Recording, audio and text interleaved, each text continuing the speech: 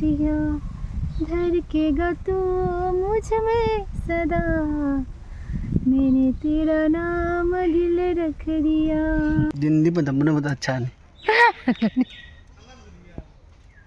दिन बदी मतलब बड़ा अच्छा नहीं मथाना गरम नहीं मथादी मतलब बड़ा गरम नहीं नुक्सा खुसासे याम नुंगाइए कोई असाबा लोइबने खुलाने लम्बी फाजो थमोइगे तिलंगा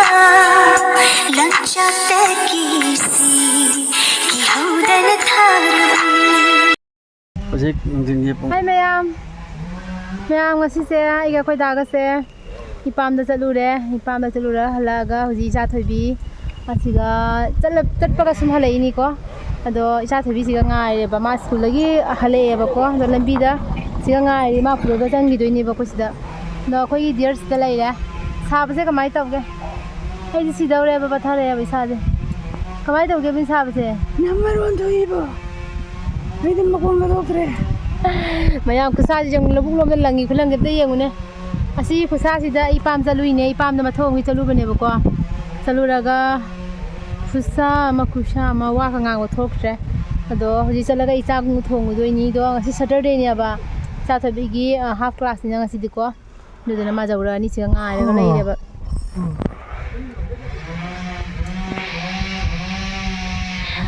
akoi da je tabak loi na ma sa ba ji ne Kudang ka yengo musim musalaga lai ai na mu khatang pha ma le ai su musalaga lai pu mu na raga lai pani je khusa ma bo tra pura di swai di gana te la pi na ko gi pam di adu duna kari masala ka chala bani na loi re adu duna ai phi sina samai na khunjal laga ko je khunjal la to sali ne ba la bai ga je bang sai khang ba khusa ma pa na thoka nu ko mayam sa thi na sai adu bu kaina thabak thai chatta ba da ba gi matang phuri cha to ina tra sara so isu chatta ba da ba gi matang phuri na chalu ni ne ba ado mayam na khoi ngo ji sunai da gi khoi table fan ma lo rai nila table fan ma lo rai ba ko khoi ceiling fan do cha ba ngam dra hai ta fan do sa awam bun fan do ne khoi gi ceiling fan do sa ba hum da rai ba ko sa ba si da ne aduna khang ba ngam da table fan ma lo re aduga det program ni ne program Nei baiga de thanari badugi oi una bam leitre ne wa khong je wari sanari mi ne akoi da khoi de thara siga unari mayam kaina kat pinu mayam kaina kat pinu kai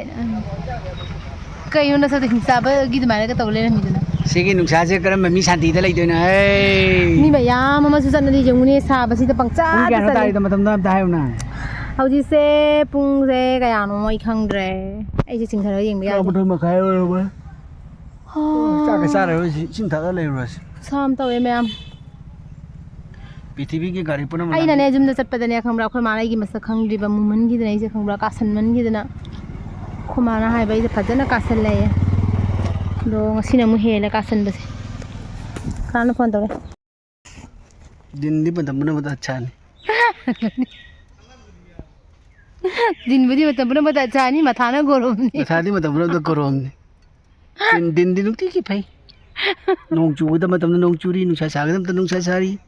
मथाना गरम है बा ai jum jatninge angang ai khong jala ga ya de nga song nang sin warning din hey warning di ai chakra ga juma na ya de khoi mana se pot mayam ha pai ko mayam da khoi mana bega ma pot mayam ha pai do leigani mai to sabana mayam mai khang ba ngamdre mayam ka mai khang na ri ge sab si bo kusam ne kusam mayam ingan biu mayam sab si khang ge ingan biu kusam hai kana please to hang do ba phi pa ya ga tra please ta please manu de changa ga hara yes sab khang ngam de please manu changa ga hai ri pe ro ai gi brain gi bena tholok pa da ma tholok de ai gi brain gi sing gi ma ne please manu changa tholok pa da ma tholok pa ha thorak pa da ai isa itom to thola roi kana gum khara na thang to ra ni soi de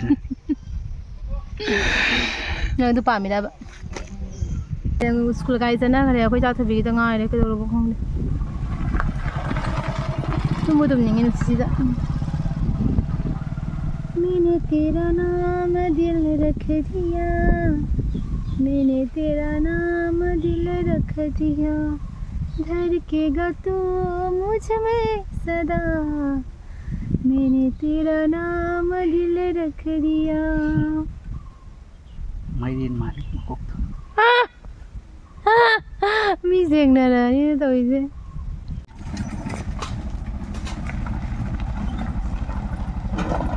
Naubia. Kamay to ya sa ba siya?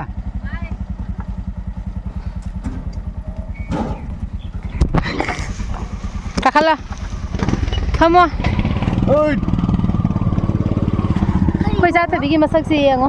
फजदरे ये ngो Kay puno? Kay puno? Fanny Fanny kakala kakala kanano phone ka to sina mai कोई गी लंबी काला त संगे सा सा Ano sundo lang mo niya arago? सोने ले पे तो पापा ने सुना है से आ हा हा Ay di kumda ka dorme. oh mo si dengai le bani na wa ban lo de si sa la sa khung de na sa fa khung na Ay nga magay na nang takyo. na sa thong bi do ngasi thai ge da he ge ngan no kha do thong bi ba yai na kai no Naubia daw. Kaya doon katho ka pirali. Kaya ka pirali na trabaho mo kaya. sa ku sa yam nungai yam nungai oi asa ba lo i ba ne ku su ku ben sa siang na bagi ya ku nungai am ta we nungai tro da hata Lagi no eh, meng ka to lagi no. thần của ta là gì mấy cái quay yếm dầu đấy mày em yếm dầu giờ đấy Tao under ka mi han xa nó bên xa chứ ta qua nó tổng này yếm dầu giờ đấy thằng khai mà sung mù được cái lạc giờ đấy nhà mình nung ngày giấy thank you nung xa gi mày xa một thằng cách chơi đi quay gì sang xí một cà phê khăn bây giờ mặc ta aduga quay yếm dầu giờ đấy sang giờ là cái hầu gì yếm đó yeah lao ai sang cái năng phiền phiền cái lối của anh làm ra đây Hello. thế biết lao mình không có bay đó là tôi bỏ Style to mo tam to. lao ta sang em em quá nè ha quay ghét thì nhiều quay tao nó ghét thì cái gì hàng rồi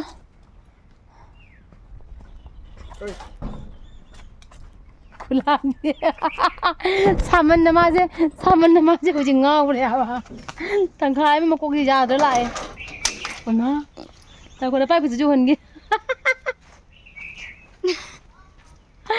salli da có gì ta cái gì cứ nó tụi bỏ lao hết sao mấy cái phi nào lâu đây mà phi cái tất khơi mà cái tất khơi không Kaya ka big. mà sao bên nào sao xin anh tiếng Ay ulo. Uli si dia. Uli sa udro ma. Kusadi lore.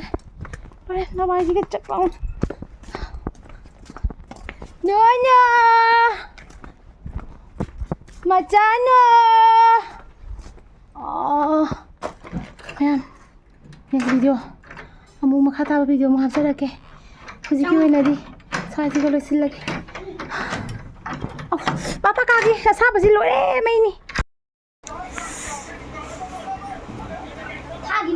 Tha này đang thốt đang rau cái rau rồi nó phi thôi phi mấy chân là cái chân rồi bây giờ rồi năng gì đâu mẹ ăn khá sao mà tao ấy dùng được cái hale cái đồ cái đi chắc thong cái cha đấy cái anh hale cái phung baro ta đấy bố sao nó khá sao mà sao cái hale này vậy cái halaga sunai bazar dagi poche khar laure aduga chak thonge halaga chak chare chara ko ji mangon se ga taro ole bako samandana ko aduga khoi da jeng han leke khoi da se ji ka phim da ri ga jeng han leke khangra khoi tum ba ga ya de da sa ba ji da ado mayam singyam thau ko singyam thak ka da bane hoji ji sa bani na ne haksang manung jam ing na tham ba gi mathau ne bako này sinh nhảm thọ sinh bát tali na đúng khi là cái thằng bị đó mày am khơi đá trên là kẹp khơi đá sẽ lấy được samay nó oli khơi bungo na manak tama na sida sa ba si ki pau tong khrat tai mày am dam tong ki na kai pau tong pining ba sa ba sina lag ba sida Saban ya la kusida. muno ta palu ꯃꯌꯥꯝ ꯁꯥꯕꯅ ꯂꯥꯛꯄꯁꯤꯗ ꯃꯌꯥꯝ ꯖꯥꯔꯤ ꯃꯈꯩ ꯁꯥꯍꯟꯕꯤꯌꯨ ꯑꯇꯩꯁꯨ ꯑꯉꯝ ꯑꯉꯝꯕ ꯆꯥꯍꯟꯕꯤꯌꯨ ꯑꯩꯅ ꯍꯤꯞꯄꯤꯁꯦ ꯃꯤꯅ ꯎꯕꯗ ꯌꯥꯝ ꯅꯨꯡꯉꯥꯏꯅꯒ ꯍꯤꯞꯄꯝꯗꯧ ꯃꯥꯜꯂꯦ ꯑꯩꯅ ꯍꯤꯞꯄꯤꯁꯦ ꯃꯌꯥꯝꯅ ꯌꯥꯝ ꯅꯨꯡꯉꯥꯏꯅ ꯎꯔꯝꯒꯅꯤ ꯑꯩ ꯍꯤꯞꯄꯤꯁꯦ ꯑꯩꯈꯣꯏꯒꯤ ꯇꯩ ꯃꯊꯛꯇ ꯍꯤꯞꯄ ꯑꯗꯨꯃꯥꯏꯅ ꯇꯧꯋꯤ ꯇꯋꯥ ꯃꯊꯛꯇ ꯍꯤꯞꯄ ꯑꯗꯨꯃꯥꯏꯅ ꯇꯧꯋꯤ ꯇꯋꯥ ꯃꯊꯛꯇ ꯇꯟꯅꯕꯩ ꯇꯥꯏꯞꯅꯤꯅꯦ ꯃꯈꯥꯒꯤ ꯄꯀꯥꯁꯦ ꯑꯁꯇꯔꯁꯦ ꯄꯨꯔꯥ ꯑꯩꯈꯣꯏ ꯅꯨꯡꯁꯥ ꯐꯨꯔꯝꯕꯒꯤ ꯕꯪ ꯕꯪ ꯁꯥꯏꯅꯦꯕ ꯃꯊꯛꯇꯩ ꯐꯦꯟꯕꯨꯗꯤ ꯍꯨꯝꯃꯦ ꯃꯈꯥꯗꯩ ꯁꯥꯒꯠꯂꯛꯑꯦ ꯑꯗꯨꯅ 2 in 1 ꯑꯁꯥ ꯑꯏꯪꯕꯒ ꯑꯁꯥꯕꯒ 2 in 1ꯅꯤ ꯑꯗꯨꯅ ꯑꯩꯈꯣꯏ ꯍꯧꯖꯤꯛ ꯌꯥꯝꯅ ꯃꯊꯛꯇꯒꯤꯅ ꯑꯏꯪꯕ ꯂꯧꯖꯔꯤ ꯃꯈꯥꯗꯅ ꯑꯁꯥꯕ ꯂꯧꯖꯔꯤ ꯑꯗꯣ ꯃꯌꯥꯏꯁꯤꯗ ꯑꯩ ꯍꯤꯞꯆꯔꯒ ꯑꯩ ꯈꯤꯇꯪ ꯄꯣꯊꯥꯕ ꯌꯥꯕ꯭ꯔꯥ ꯌꯦꯡꯖꯔꯤ ꯉꯥ ꯇꯥꯎꯕꯒ ꯑꯩꯈꯣꯏꯒꯤ ꯉꯥ ꯇꯥꯎꯕꯒꯨꯝꯕꯅꯦꯕ ꯇꯩ ꯃꯊꯛꯇ ꯅꯠꯇ꯭ꯔꯥ ꯍꯣꯏ ꯇꯩ ꯃꯊꯛꯇ ꯑꯩꯈꯣꯏꯒꯤ ꯉꯥ ꯇꯥꯎꯍꯟꯕ ꯅꯠꯇꯦ ꯇꯥꯎꯕ ꯅꯠꯇꯦꯗ ꯑꯩꯈꯣꯏꯒꯤ ꯁꯨꯝ ꯍꯥꯟꯅ ꯇꯥꯎꯊꯣꯛꯂꯣꯏꯕ ꯉꯥꯗꯣ ꯑꯗꯨꯝ ꯀꯥꯕꯛ ꯀꯥꯕꯛ ꯁꯥꯍꯟꯕꯗꯣ ꯑꯗꯨꯒꯤ ꯃꯑꯣꯡ ꯀꯩꯅꯣ ꯀꯔꯤ ꯈꯨꯠꯁꯥ ꯂꯛꯁꯥꯅꯣꯁꯤꯕꯣ ꯈꯥꯡꯕ ꯉꯝꯕꯩ ꯄꯥꯡꯒꯜ ꯂꯩꯔꯛꯇ꯭ꯔꯦ ꯁꯅꯥꯕꯤ ꯃꯄꯥꯟꯒꯤ ꯃꯌꯥꯝ ꯑꯩꯈꯣꯏ ꯁꯤꯗꯗꯤ ꯌꯥꯝ ꯁꯥꯏꯀꯣ ꯈꯨꯠꯁꯥ ꯑꯃ ꯉꯁꯤꯁꯦ ꯑꯩꯅ ꯈꯟꯖꯕꯗ 40 ꯗꯤꯒ꯭ꯔꯤ ꯁꯦꯜꯁꯤꯌꯁ ꯂꯩ ꯑꯗꯣ ꯃꯅꯤꯄꯨꯔ ꯔꯣꯝꯗꯅ ꯀꯃꯥꯏꯅ ꯇꯧꯕꯅꯣ ꯈꯪꯗꯦ ꯑꯇꯩ ꯑꯇꯣꯞꯄ ꯃꯐꯝꯗꯅ ꯀꯃꯥꯏꯅ ꯇꯧꯕꯅꯣ ꯈꯪꯗꯦꯕ ꯑꯩꯈꯣꯏ ꯁꯤꯗꯗꯤ ꯈꯨꯠꯁꯥ ꯑꯃ ꯇꯧꯋꯦ ꯈꯨꯠꯁꯥ ꯑꯃ ꯑꯗꯨꯒ ꯑꯩꯈꯣꯏꯒꯤ ꯖꯨꯝꯁꯤꯅ ꯑꯃꯨꯛ ꯍꯦꯜꯂꯦꯕ ꯈ꯭ꯋꯥꯏꯗꯒꯤ ꯁꯥꯕꯁꯦ ꯑꯩꯈꯣꯏ ꯖꯨꯝꯁꯤꯗꯤ ꯀꯩ ꯍꯥꯏꯅꯤ ꯖꯤꯡꯈꯅ ꯀꯩꯅꯣ ꯈꯥꯕꯗꯣ ꯐꯛꯂꯥꯡ ꯈꯥꯕꯗꯣ ꯑꯗꯨꯗꯨꯁꯨ ꯌꯥꯎꯕꯅꯤꯅꯀꯣ ꯁꯥꯕ ꯑꯃꯁꯨ ꯍꯦꯜꯂꯦꯕ ꯑꯗꯨꯅ ꯌꯥꯝ ꯁꯥꯊꯤꯅ ꯁꯥꯏ ꯃꯌꯥꯝ ꯈꯥꯡꯕꯗ ꯋꯥꯔꯦꯕ ꯐꯦꯟ ꯊꯥꯖꯤꯜꯂꯦ ꯁꯣꯝ ꯅꯥꯀꯟꯗ ꯐꯦꯟ ꯊꯥꯖꯤꯜꯂꯦ ꯑꯗꯨꯒ ꯃꯈꯥꯁꯤꯗ ꯊꯔꯣ ꯑꯣꯜꯂꯤꯅꯦ ꯑꯩꯈꯣꯏ ꯗꯥꯁꯤ ꯖꯒꯣꯏꯒ ꯁꯥꯒꯠꯂꯦ ꯌꯦꯡꯕꯗꯣ ꯌꯦꯡꯍꯜꯂꯛꯀꯦ ꯑꯩꯈꯣꯏ ꯗꯥꯅ ꯖꯒꯣꯏ ꯁꯥꯕꯁꯦ ꯌꯦꯡꯍꯜꯂꯛꯀꯦ ꯃꯌꯥꯝ ꯁꯥꯕꯁꯤꯗ ꯃꯥꯁꯦ ꯉꯥꯎꯈꯠꯂꯛꯑꯦꯕꯀꯣ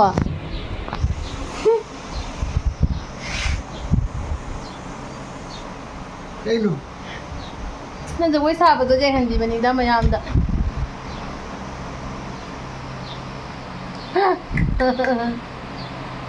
ꯌꯥꯗ꯭ꯔꯦꯗ ꯃꯈꯥꯗ ꯈꯨꯠꯁꯥ ꯑꯃ